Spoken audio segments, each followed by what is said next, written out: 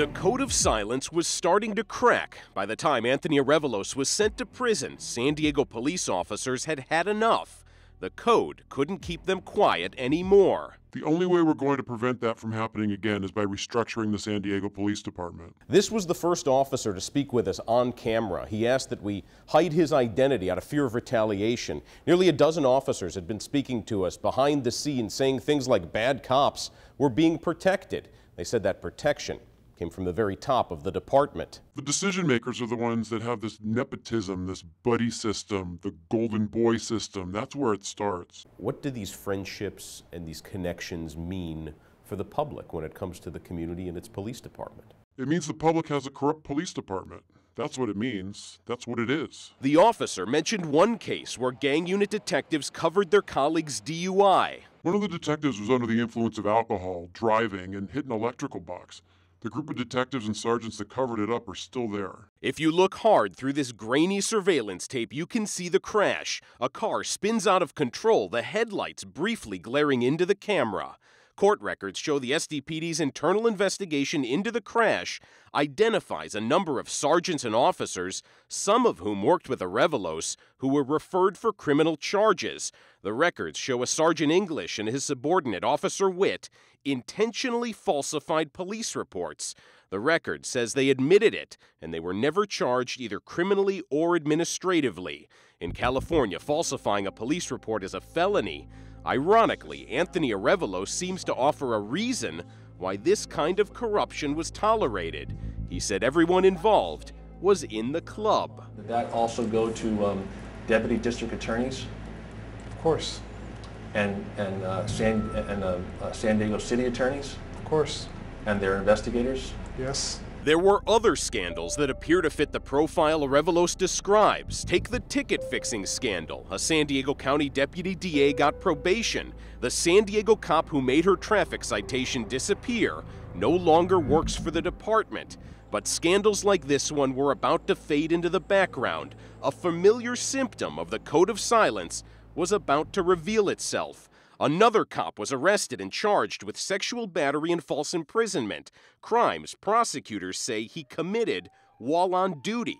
When Team 10 broke the story, we immediately took our questions to Chief Lansdowne. The way it's been described to me is this is another Anthony Arevalos.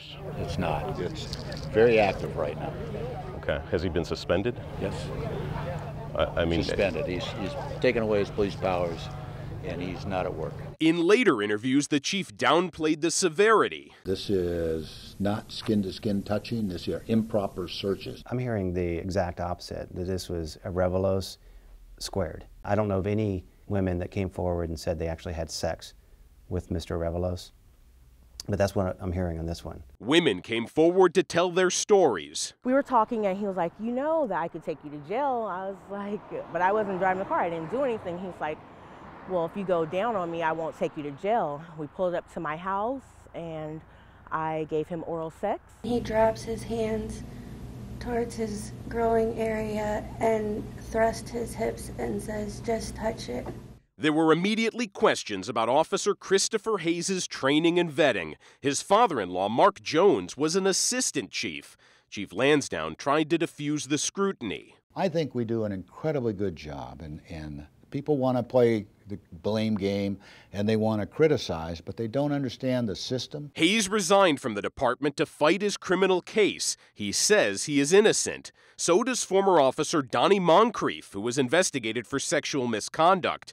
He has not been charged. He's suing the city for irreparable and immeasurable damage because of the investigation. With new investigations and the old wounds from Anthony Arevalos still raw, there were many questions. The answers, well, they came from a familiar place, police culture.